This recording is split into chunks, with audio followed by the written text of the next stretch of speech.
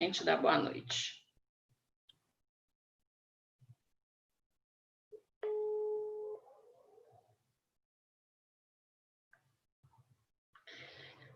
Boa noite, bem-vindos ao nosso canal MG Psicólogas Associadas, Psicoeducação e Saúde.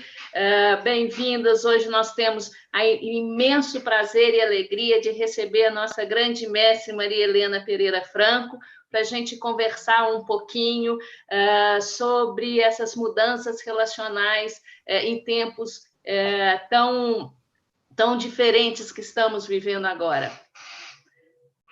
Gláucia. Tá bom. Querida Lelê, boa noite, parceira, boa noite, pessoal. De novo, como a Marília diz da alegria, a alegria realmente é dupla, né? Você ter aceito e a gente poder desfrutar aí das suas sábias palavras. A sala é sua. Quer se apresentar, minha querida, do jeito que você quiser? Tá bem, muito obrigada, MG Psicólogas. Muito bem falado, não? Marília e Gláucia, mineiras. Olha só. Bem. Eu fiquei muito feliz com o convite e fiquei muito feliz que deu certinho, estamos aqui, vamos conversar, não é? Eu venho trabalhando, sou psicóloga também, venho trabalhando com questões de formação e rompimento de vínculos, então, atenta, sem dúvida, às mudanças decorrentes aí da pandemia e o que ela nos trouxe, muitas coisas que talvez a gente ainda não saiba avaliar, né? Porque ainda está aí no meio que rolando, acontecendo, mas a gente não tem a distância histórica ainda para avaliar, mas o que a gente está vivendo já nos diz muita coisa, não é? E pensando no que, como são as relações agora, como elas têm acontecido, né? Eu vou recorrer às palavras do Bauman, quando ele fala da nossa sociedade líquida, né? Da sociedade contemporânea como líquida, na qual nada é para durar, nada fica. Né? E como isso fez com as pessoas uma intolerância, deixa eu fechar esse negócio aqui para não ficar apitando, uma intolerância a lidar com conflitos, a resolver crises, a esperar como que as coisas se encaminham, não é?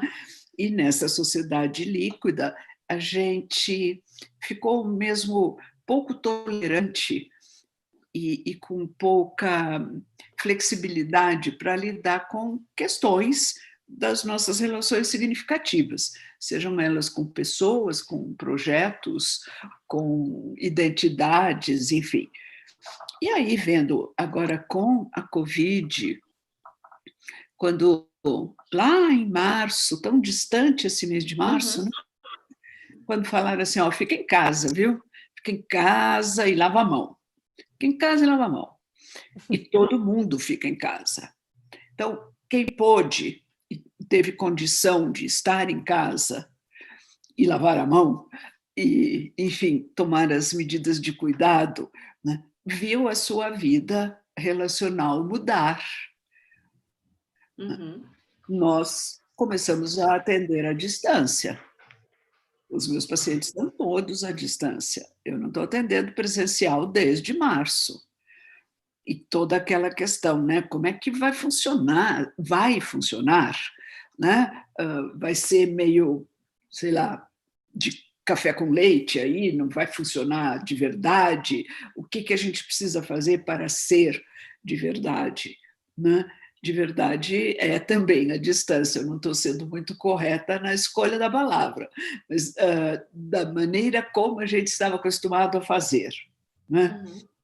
E a gente teve que aprender este jeito de atender. Né? Da minha experiência, todos os pacientes aceitaram e se adaptaram no começo, né? Onde que vai ficar para ter privacidade em casa, porque aí estava todo mundo em casa, né? Todo mundo lá trabalhando, criança fazendo escola e tudo mais, e a pessoa precisava de um lugar de um tempo de privacidade para poder fazer sua terapia, que era um tempo um lugar que a gente oferecia, né?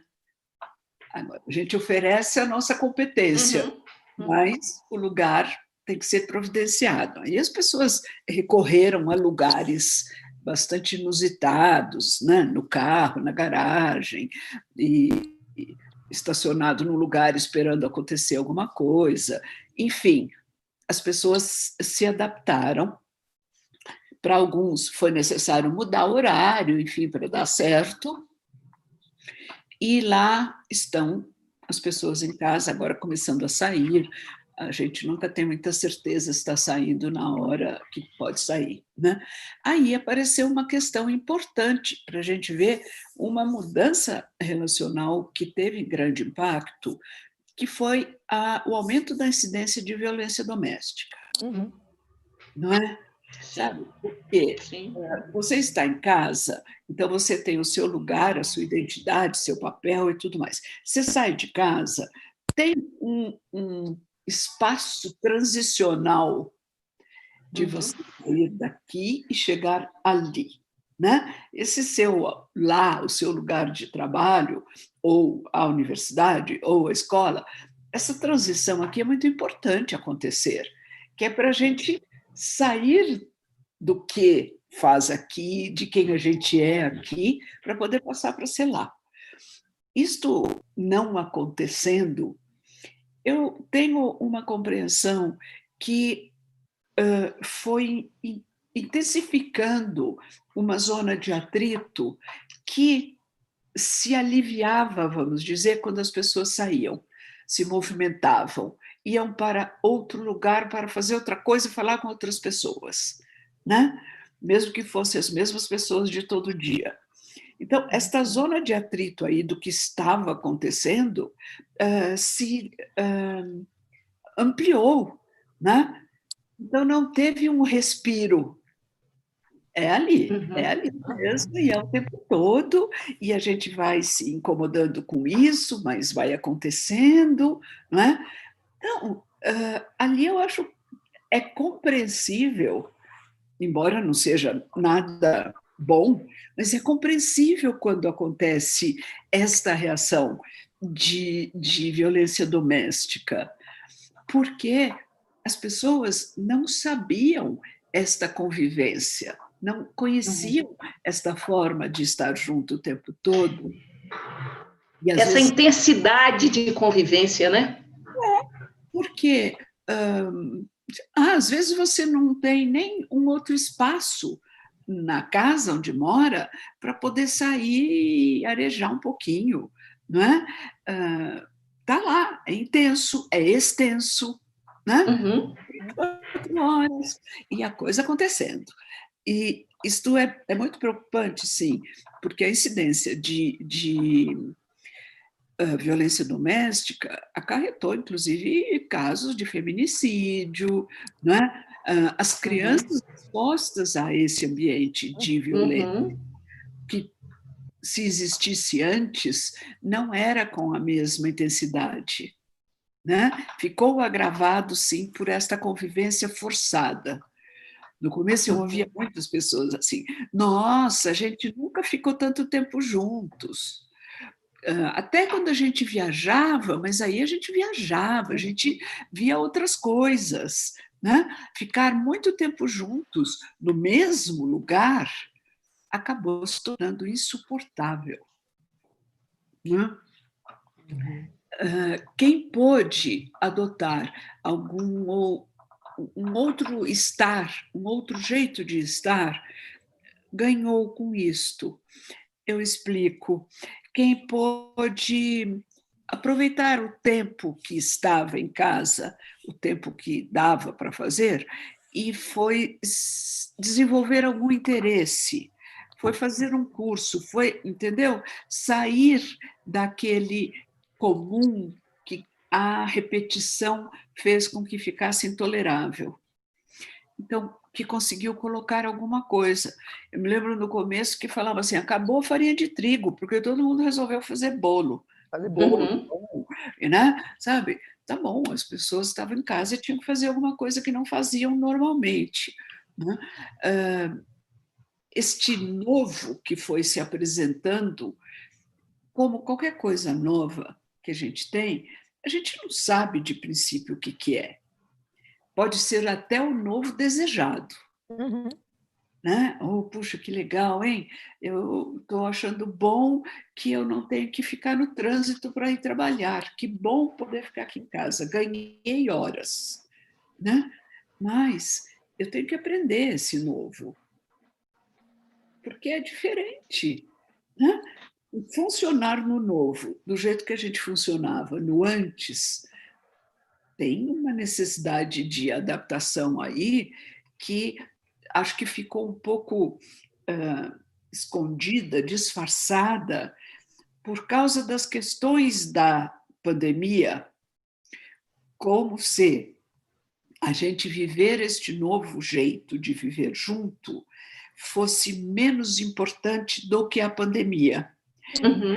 Uma importância relativa. É claro, a pandemia tem toda uma coisa, sim, as pessoas não querem ter a doença, as pessoas não querem ser internadas, não querem morrer. Em última análise, é isto, né? Uhum. Mas a nossa convivência em casa não pode ser danosa, né? Então, fazer coisas, e que coisas? Coisas que me permitam descobrir talentos, desenvolver talentos, né? E aí de qualquer coisa, né? É de fazer pão e é de acompanhar a escola de filho, Uhum. né? E aí esse intervalo, né, Lelê? Porque não era nem férias e nem dava para uma exigência, uma super exigência de produtividade, né? Tem um rompimento, né? É um lugar novo onde você está que você não sabe viver. Uhum, No começo, as pessoas falavam muito isso. Estavam dormindo mal. Vocês Sim. tiveram essa queixa? Vocês ouviram isso? Sim. Assim, uhum, nossa, uhum. estou dormindo muito mal. Dormindo pouco, dormindo mal mesmo, um sono que não refaz, um sono que não nutre, né? Tendo sonhos esquisitos, uns sonhos bem Uhum. diferentes. Foi um tempo Máscara, difícil. menina, as máscaras vêm assolando a gente no sonho, você acredita? Sonha que sai com máscara, sonha que perde. Olha, a máscara virou o fantasma da Pois ópera. é, quer dizer, você nunca sonhava com máscara porque isso não foi uma coisa assim central na sua vida, né? Claro. Sabe, eu estou falando com vocês, mas estou com uma aqui no ladinho, porque qualquer coisa, põe a Uhum. né? Ficou aquele negócio, não pode esquecer. Mas, enfim, e eu acho que tem isso. E uma outra questão também que veio e que trouxe uma mudança na maneira das pessoas se relacionarem, diz respeito a eu não vou mais ao trabalho, eu não vou mais à universidade, eu não vou mais à escola, né? Eu não vou mais visitar os meus pais, Isso. não é? E eu vou me comunicar de outros jeitos. Hum, Isto abalou muito alguma segurança construída que a gente tem, que é a gente pensar que as coisas são previsíveis, as pessoas são previsíveis, né? E que a gente também é, né? Ah, eu sei. Uhum. Foi nessa situação que eu faço isso, isso, isso, né? Não poder estar com as pessoas do trabalho foi uma ruptura no cotidiano muito forte. Se tinha aquela coisa da transição de casa para o trabalho, que é bacana, é necessária para eu dizer quem eu sou naquele outro contexto, levar para lá as minhas competências para trabalhar naquilo, eu também perco o feedback, o retorno que a pessoa dá para mim, né? Uhum. Aquela questão relacional mesmo que está lá, que é com o colega que chega e conta que o filho dele passou mal a noite inteira e ele não dormiu bem, o outro que conta outra coisa, enfim. E isto pesou muito para as pessoas. E toda vez que a gente fala, olha, mas a gente pode fazer o contato pela internet, também acontece, viu? E que as pessoas falam, não é a mesma coisa? É verdade, Sim. não é a mesma Não é. coisa. Não é. Uhum. Mas é o que temos. E é isso que eu falo, já falei e vou repetir, porque eu acho que é muito importante pensar. Se a gente fica pensando no que não pode, no que mudou para pior, no que mudou para menos, né? Eu não vou pensar no que é possível. Uhum. Né? Agora, eu tenho que partir desta realidade, não é igual. Uhum. Eu vou chorar o leite derramado, eu vou chorar até me desidratar, porque o leite derramou. E vai secar em cima do fogão e vai continuar lá. Né? Né? Então, isto está posto, é fato, mudou. Então, o que é que a gente faz agora? Né? Uhum. Aquela referência não é igual, ok, a gente fala isso uma vez só que já está falado e todo mundo sabe. Se eu insisto, não é igual para dizer não tem qualidade, eu vou ficar numa situação de muito sofrimento. Né? Assim, não é igual, mas vamos ver o que dá para fazer com isso. Né? Dá para fazer limonada desse limão? Dá para fazer uma caipirinha desse limão? Mas isto aqui é um limão. Ponto. Né? Eu acho que isso pegou bastante. Uma coisa que me preocupa, e que aí independe do indivíduo aceitar ou não, é no desenvolvimento das crianças o aspecto do desenvolvimento social. Né? Uhum. Porque, faz parte da vida as crianças terem o melhor amigo, né?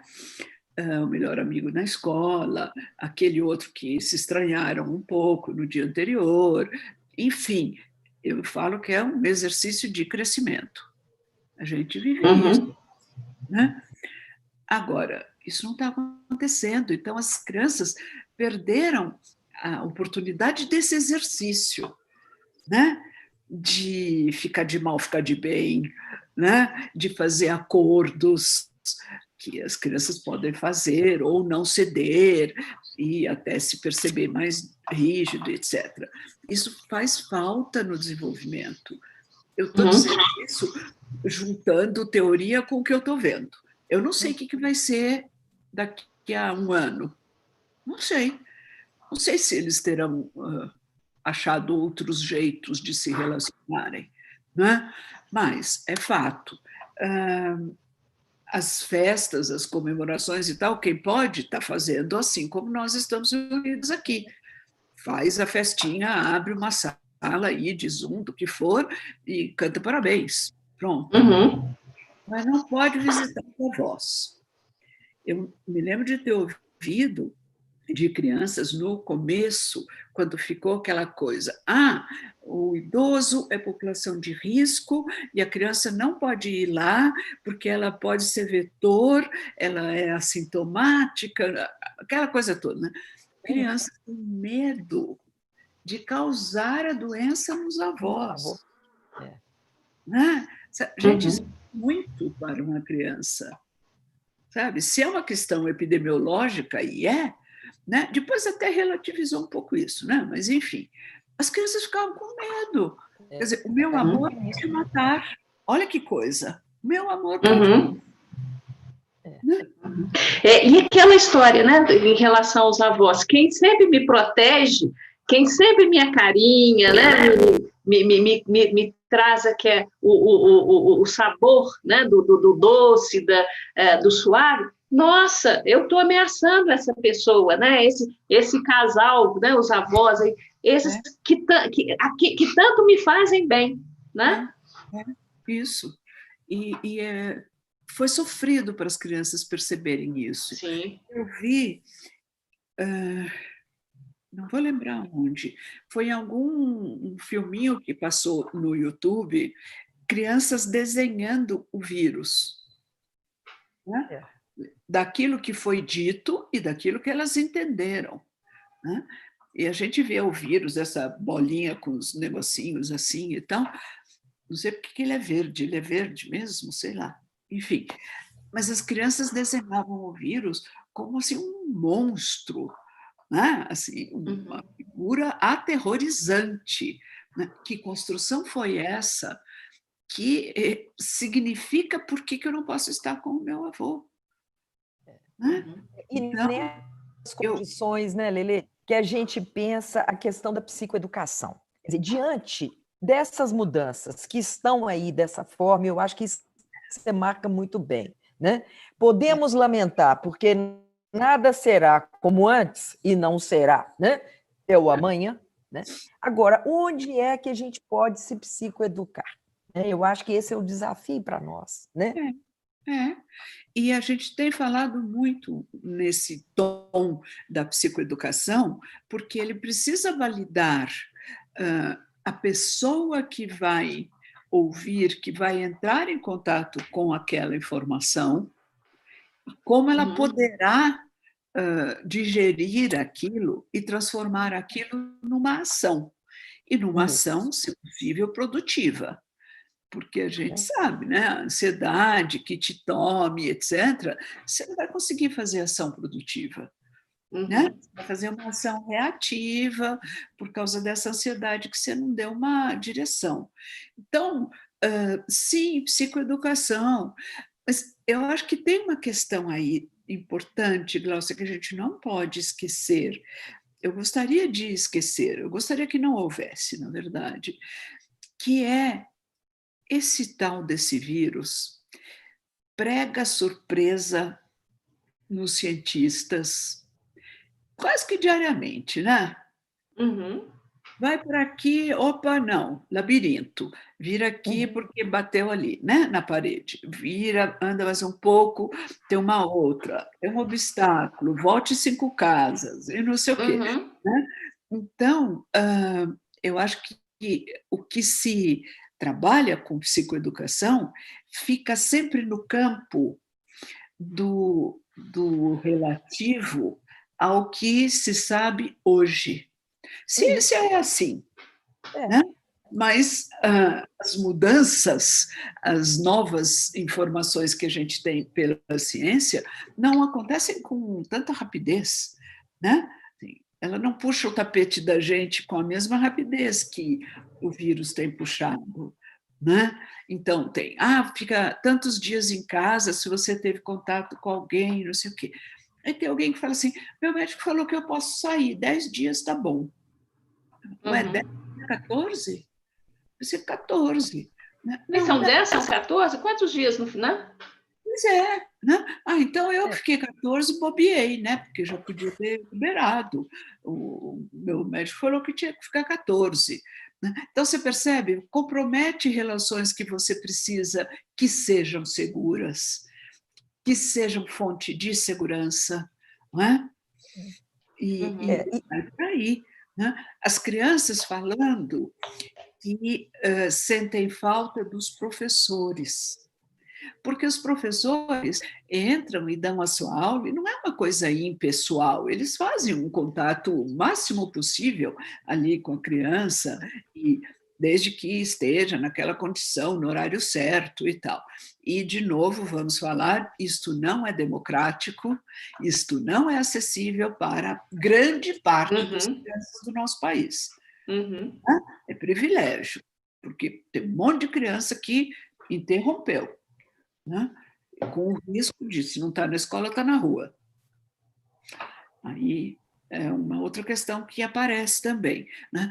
Mas as crianças, de repente, ficam com saudade do professor que eles conhecem eu estou fazendo assim como quem pega, né? Mas é no trato humano. É o toque, né? Pegar, mas o professor que está lá, chegou a professora, né? Uma coisa assim. Na sutileza do contato, né?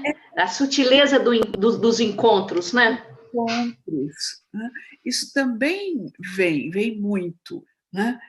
E uma outra coisa que está muito forte, a restrição ou proibição dos rituais, que também dão um outro contorno às relações depois de uma morte, né? Uhum. Quando a gente faz os rituais fúnebres, né? Então, depois da morte, o nosso costume, e isto fala muito alto, eu sempre digo assim, o costume tem mais que força de lei, né?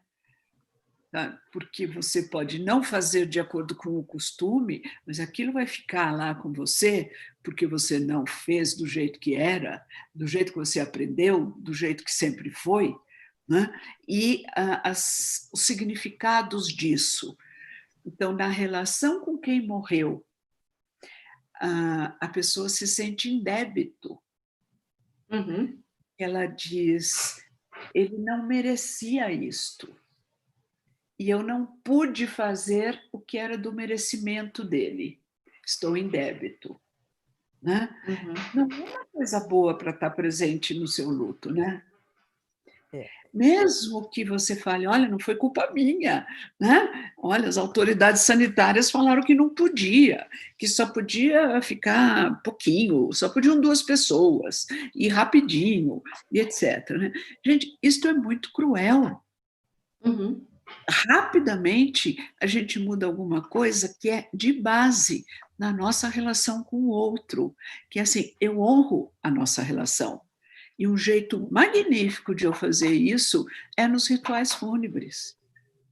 Como eles significam, como eles expressam, né? E temos muitas pessoas, muitas famílias, 100 mil, 104 mil hoje, 105 mil hoje, né? 20 horas vai sair a informação. Como essas famílias ficam em débito, apesar de saberem que foi uma imposição, né? Que não tiveram possibilidade de negociar.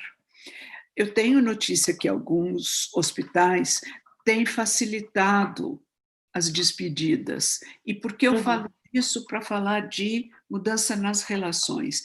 Também a gente precisa de um tempo de transição entre aquela pessoa viva e aquela pessoa morta, né? Uhum. Um tempo em que eu estou ali e eu vejo, e eu falo com a pessoa, ela me responde de um jeito diferente do habitual, daquele que eu sabia ouvir, né? Eu preciso aquilo acontecendo. Quando a experiência que as famílias têm é de passou mal, internou, dali a pouco Ficou. vai para uma notícia, agravou, né? Dá para visitar? Não. Dá para falar? Não.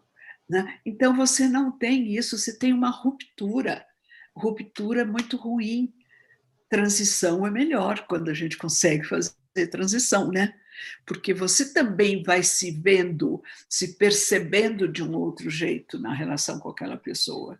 Né? É uma outra violência, né? Quer dizer, se a gente estava até dizendo da violência doméstica, essa é uma outra violência, né? Quer dizer, isso eu acho que é muito bacana que você fala, né, Lelê? Dessa diferença, dessa coisa brusca para a transição, né? Até para ir adaptando, né? A transição é benéfica porque ela leva a pessoa a pensar coisas que ela não queria pensar, né? A ruptura é brusca, não vai pensar mesmo, e aí você vai se entender com aquela realidade, né? E a transição força você a pensar desse jeito, daquele jeito, força, você vai pensar. Uhum. Então, isso está sendo muito forte, a pessoa não conseguir ou ter dificuldade em perceber que mudou a relação. Né? A gente acompanhou pessoas no SOS, pessoas que viviam esta situação, ou depois pessoas enlutadas, eu estou acompanhando isso também, né? É muito forte uma reação de incredulidade, exatamente porque a vivência é de que foi tudo atropelado, né? Então, a incredulidade é uma função cognitiva, não? Sabe? Sim. Tem que E que aprender. evoca isso, né? E é tão curioso isso, né? O que é atitude, de fato, reativa e o que é uma forma relacional, né? O que é reação e o que é relação. Uhum. Tá. Como você vê a diferença? O reativo é isso, né? Essa impossibilidade até, não admito, não quero, não vou, fico brava. Então, a questão até, né, da violência, de reagir do contra. Fico do contra, eu reajo contrário. Na relação, Sim. talvez comece a perguntar, o que cabe? Como é que a gente faz? Né? Uhum. O que temos? O que não temos? Não temos, mas o que é possível? Né? Então, vejo que o relacional, ele de alguma forma, né? Eu gosto muito dos P's, né? Do pouco, do prático, do possível, do passo a passo, né? Diante de restrições que são reais, não estamos dourando aí a pílula, né? Ela está aí. E que não são fruto de escolha. Isto. Não. Nós não estamos nessa situação porque escolhemos estar. Né? Mas precisamos, né, desses ajustes possíveis dentro do que é possível. Né? Nossa margem de escolha é muito limitada. Uhum. Não é? Agora, mais uma vez, né, o fato a gente não escolheu, eu acho que ninguém escolheu. Mas temos, mais uma vez também, né, Lelê, a possibilidade até de avaliar como é que a gente passa, como é que a gente localiza. Né? Nisso, talvez exista uma escolha na forma como se passa. Que existe uma tendência à vitimização, né? Só para mim, só porque eu e tudo mais. Né? Mas, sabe, a gente pode escolher também construir, né, caminhos de parcerias. Por exemplo, essa conversa nossa é uma boa parceria, olha que legal. Né? Uma construção e uma parceria bacana. É. Eu tendo a concordar com você, mas eu fico pensando se a gente tem todo esse livre-arbítrio, sabe? Porque eu posso escolher, mas eu preciso efetivar a minha escolha, não é? Uhum. Não é uma liberdade irresponsável, né? Até porque esse casamento também é indissociável, né? Uma liberdade que eu não banco, ela, na verdade, não é liberdade, né? Assim como também nos colocarmos reféns, a gente, de fato, desconstrói a nossa liberdade e viramos obedientes. Né? Obediência cega, diferente da liberdade de localizar o que é sim e o que é não, o que cabe. Né? Mesmo na questão dos rituais, quando, né, das despedidas, essas formas até simbólicas, é igual? Não, não é igual. Mas nós vamos ficar reclamando porque não é, ou avaliando o que pode. Né? Tem sido questões interessantes, né, Lelê? Pessoas que têm, por exemplo, nesses encontros virtuais, elas filmam, têm filmado, e têm tido oportunidade até de recorrer a essas filmagens outras vezes. Olha que coisa curiosa. Né? Isso, de alguma maneira, também pode ir digerindo. É igual? Claro que não. É melhor? Olha, não é melhor nem pior, não, é o que temos. Né? Sim, e eu fico pensando também, os recursos que a gente tem, antigamente, as pessoas faziam uma coisa que se chamava revelar fotografia. Né? Algumas pessoas que eram organizadas e tinham tempo, etc., arrumavam um álbum de fotografia. E ali estava contada uma biografia. Né? Aqui foi aquele dia, não sei o quê, não sei o quê. Arrumar o álbum já era uma viagem na sua relação com aquela pessoa, ou com aquela viagem, ou com aquela situação. Tá? Hoje a gente não faz mais isso, as fotografias ficam guardadas né? Em algum lugar, na nuvem, no celular, onde for. Às vezes a gente imprime a fotografia, né? Naquele papelzinho, fica com cara de fotografia. Isso me faz pensar, o que eu faço com as minhas memórias quando elas são o que eu tenho daquela pessoa, né? Uhum. Muda a minha relação com a pessoa e ela tem um valor. Eu posso fazer assim, não é? Uhum. Eu posso guardar as minhas memórias aqui, posso guardar aqui, aqui e posso deixar aqui no celular, posso ouvir as mensagens que a pessoa gravou para mim, enfim, o que eu quero dizer é assim, com os recursos que a gente tem hoje, este outro jeito de mudar a minha relação com a pessoa que morreu, este outro jeito também é válido. Uhum. É possível, né? Uma pessoa que não tenha muita familiaridade com isso aqui, com as mídias todas que a gente tem hoje, pode falar, não, mas para mim só serve mesmo a fotografia que eu mandei revelar. Né? Na Kodak. É. Tinha sempre um lugar que era bom, que revelava bem, sem erro. Né? Bom, tá bom, então o seu registro vai ser esse. Ela não precisa aprender um novo registro para validar esta mudança que ela faz na qualidade do vínculo com a pessoa que morreu.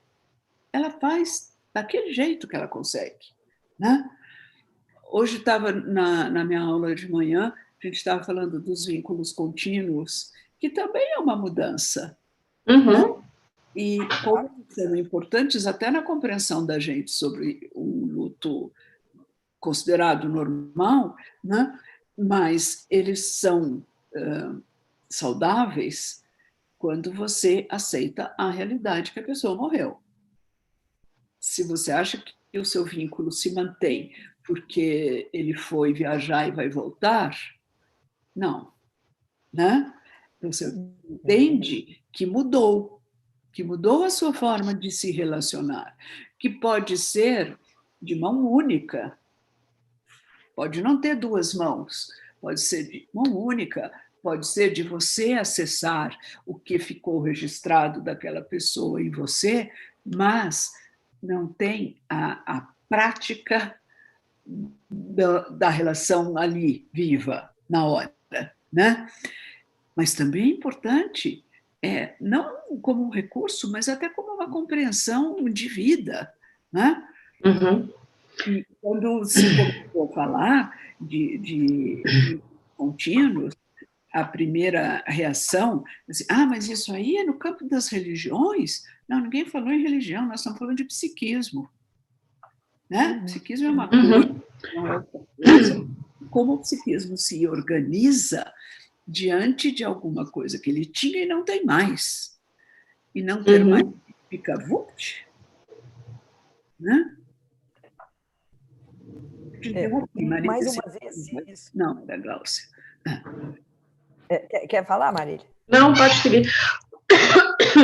Só tosse mesmo. Essa questão, de novo, voltando aí, o que é preservável, né? O que se mantém, mesmo lidando, e eu acho que é bacana, sim, utilizar a palavra adequada, olha, morreu, né? Agora, morreu o quê?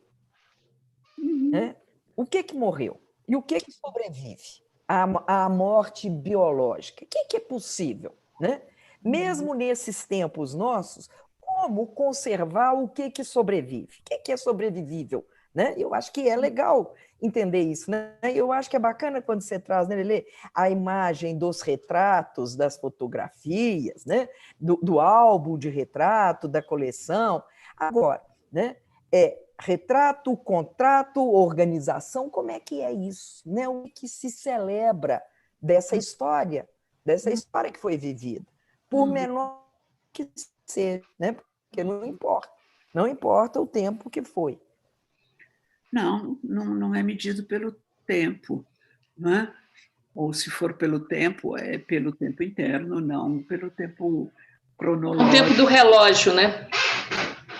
Não é do Cronos, né? Uhum, Não é do Cronos, é do Kairos.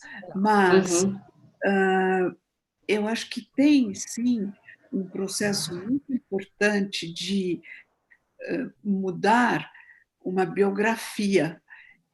Eu sempre penso, fazendo essa metáfora aí com biografia, né? As pessoas ocupam capítulos da nossa vida, né? Tem capítulos que são só uma pagininha, tem capítulos mais extensos, mais densos, médios, enfim, né?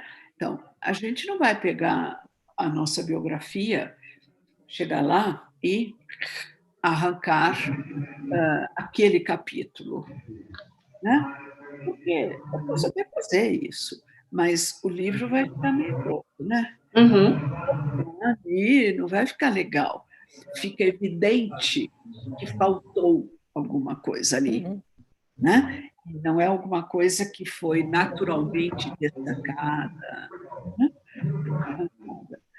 Então, se num processo de eu pensar nas mudanças que tem nas minhas relações, no que eu faço e no significado que elas têm, aquele capítulo vai ficar lá.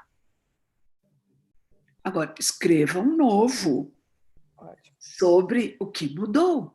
Escreva um novo sobre você naquela nova condição, né?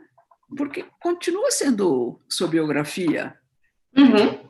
Os capítulos ela vai ter, não sabe quando que é o final, etc. Mas escreva um outro capítulo. Olha, como eu disse no capítulo 5 lá atrás, Anterior. então aquilo assim, Isso. assim, agora mudou. Agora mudou, eu mudei para poder fazer isso, né? Então, eu acho que é uma maneira da gente entender. E Olha, aí, isso quando você está dizendo, fala. A Glaucia está com um probleminha de não, sinal ali. para variar, e ele está aqui pertinho. Hum. Quando você estava no capítulo, eu me lembrei do meu professor de história da época do curso médio, que ele estabeleceu a seguinte pedagogia: ele dividiu a turma em grupos e cada grupo tinha que fazer pergunta ao outro grupo sobre um tema de história. E era colocado o seguinte: se um grupo fazia pergunta para o outro e o outro não soubesse responder, E aí? Aí a Glaucia quem fez a congelou. pergunta ganhou. Hum. Se Então, não essa soubesse era responder, quem a fez a base. pergunta ganhou. Deve ser assim. Deu? Estou mexendo. Vocês, tá bom? Nessa história, nós tínhamos um manual, na época o livro chamava Burns, que era o livro de história. Então, o que que fazia? Ia até a biblioteca, lia o negócio, arrancava o capítulo, e aí eu me lembrei disso, que tinha a resposta, porque isso garantia que eu sabia, mas o outro não ia conseguir ler. Né? Então, você imagina o que estabeleceu em termos de relação entre colegas, porque a graça era destruir o livro, porque você tinha que arrancar para o outro não estudar, porque se ele soubesse, você perdia ponto. Né? Então, vendo disso, né? E uma forma, quer dizer, se tem o lado competitivo, o lado de destruir, o lado de arrebentar, arrancar capítulo, tem um outro lado de poder compor, né? E aí eu fiquei aqui viajando quando você estava dizendo dos tamanhos dos capítulos. Como que a gente pode escrever outros capítulos, mesmo que o personagem que dos capítulos anteriores não esteja mais fisicamente presente, mas faz parte da história? Como é que a gente continua escrevendo o livro ou esses capítulos agora de uma outra forma? Tá. Sim. E aí me faz pensar isso que a gente está debatendo desde o começo, que é como a gente se relaciona com fazendo uso da tecnologia. Esta é uma outra forma, né? Sabe? Até um tempo atrás, as pessoas conheciam seus namorados, seus parceiros, porque alguém apresentou, porque estudava junto, trabalhava junto, ou conheceu o máximo de avanço era no barzinho, vamos dizer. Hoje conhece na internet, né? E conhece quais são os passos para você iniciar a relação, ou se sentir seguro na relação, ou do que você está fazendo naquilo. Então, sim, muda o jeito, não é um horror, né? É só um jeito diferente e usando os recursos que a gente tem hoje. Ora, eu penso o seguinte, você vai escrever a sua biografia, vamos seguir nessa metáfora, talvez depois de uma grande experiência de mudança, você vai escrever a sua biografia com canetinha e não mais com esferográfica, tá? Porque canetinha vai representar melhor o que você quer por umas coresinhas, não sei o quê, você vai usar canetinha. Então, além do conteúdo, além do que você vive, tem como você vive para fora, você vivendo em contexto, né? Porque o contexto também vai medir, avaliar o que você faz, o que você vive, não é? Exatamente. Né? Você traz aí, né Marilena, uma questão fundamental, que é a questão do contexto. Né? Independente do capítulo e de quem que é o personagem daquele capítulo, né? O contexto o nome do livro é aquele. O contexto do livro é aquele, né? É a sua biografia, né? Né? E, por outro lado, como é que é o valor de construir essas narrativas? Elas não encerram, né? É isso, eu posso utilizar outros recursos, né? E aí, quando você está dizendo até dos meios digitais, eu estou me lembrando do trabalho da Nazaré, mostrando hoje a questão do legado digital de pessoas que morrem, e que isso está disponível, como é que é isso? Né? Quer dizer, são situações, né, que eram inimagináveis, mas isso é um patrimônio. Né?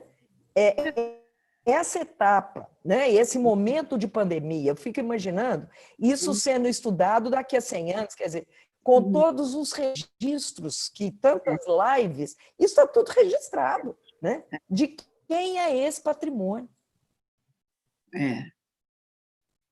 De quem é? A propriedade intelectual, a sua história, e o e-book, hein? O e-book é livro também. Pois é. Né?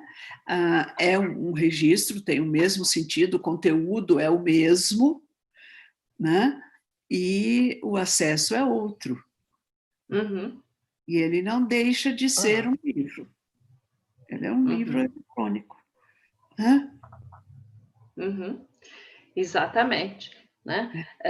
Nós temos aqui nos comentários, né, muitas pessoas participando aí, falando desse encontro, que é muito bom estar por aqui, pessoas ainda comentando do início da nossa conversa, como está difícil suportar, como é que ninguém suporta a convivência, será que é isso, se é que é por aí?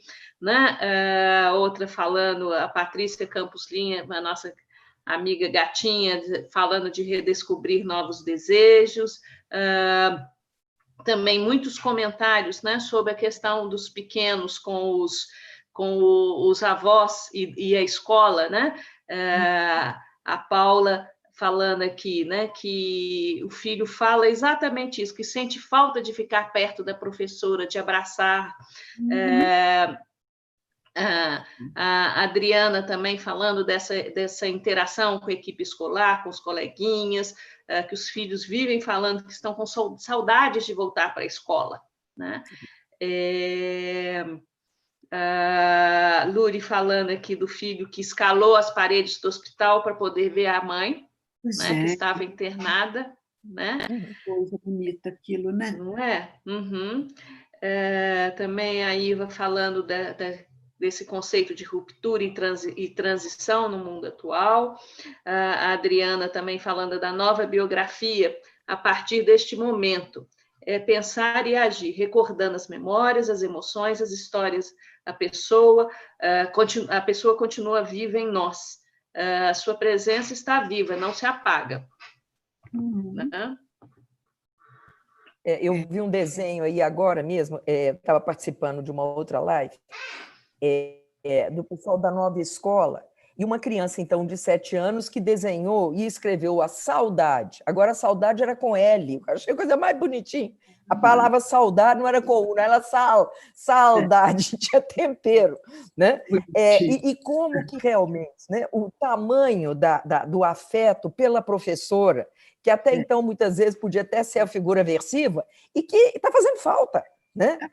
As crianças têm manifestado isso. Né?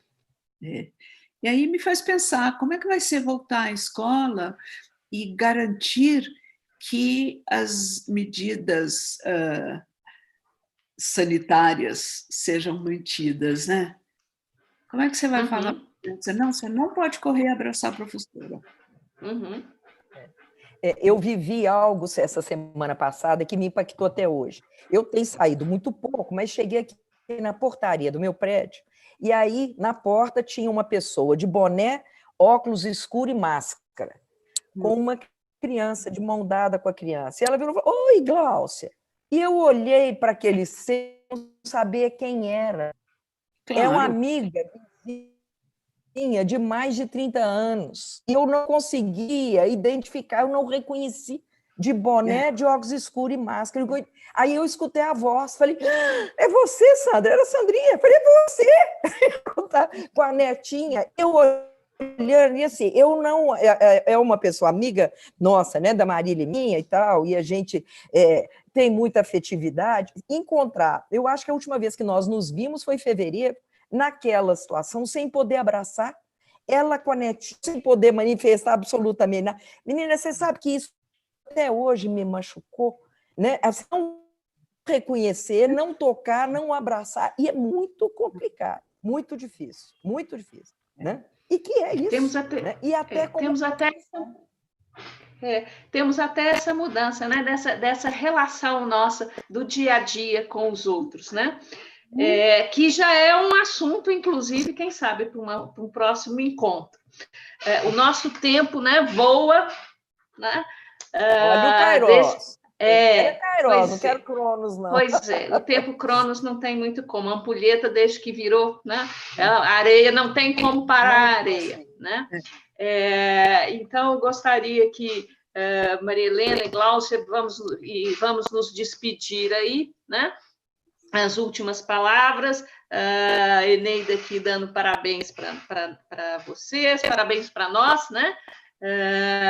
E aí, as últimas palavras aí. Para mim, cabe a ingrata função de controlar essa ampulheta. Pelo menos essa eu consigo. Essa consegue. Olha, eu só quero falar que encontros como este fazem diferença, não é? Porque permitem que a gente entre em contato com o pensamento do outro, faça uma reflexão em cima, e é um bom uso do recurso que nós temos. Sabe? Todos os congressos que eu tinha para esse ano foram cancelados. Depois de cancelados, o pessoal começou a rever e falou: vamos fazer online. Ok, vamos fazer online, vai ter que ser legal. Não vai ser igual? Não vai. Mas vamos fazer o que a gente pode. Então, para validar isso e esperando que a gente tenha, pelo menos, instigado, mas acho que mais que isso, quem nos ouviu, para poder elaborar nessas questões do mundo que nós temos para viver hoje, né? Lele, eu quero agradecer, né, o presente de estar com você, da gente poder ter tido essa conversa, que a gente possa, depois que despedir, ainda ter verbo gerúndio, né? Pensando, refletindo, completando, escrevendo mais algum capítulo. Sabendo que o seu capítulo na minha vida ele é robusto. E eu te agradeço por você ocupar um capítulo tão significativo na minha vida. Parceirinha, e você? Aqui, capítulo, assim, quase todo capítulo está lá a sua presença marcada, né? Mas eu não posso deixar de assim, muita gente mandando parabéns e tudo mais, mas teve um aqui que eu acho que foi, que me chamou mais, roubou minha atenção por mais tempo agora, que esse encontro foi reconfortante para minha alma, né? Então, com esse conforto de alma, espero que para todos vocês, a alegria imensa em estar com você e que foi possível em função do momento que estamos vivendo, inclusive, né? Muito obrigada, Maria Helena. Gláucia, mais uma vez, muito obrigada. Tintim, parceira. Tintim. Agradeço lá. Tintim, parceira. Amém. É isso aí, gente. Boa noite. Muito obrigada a todo mundo aqui. Ana Luísa já falando que estava aguardando o próximo. Até já. Tchau. Amém. Obrigada. Tchau, tchau, gente. Tchau. Lelê. Amém.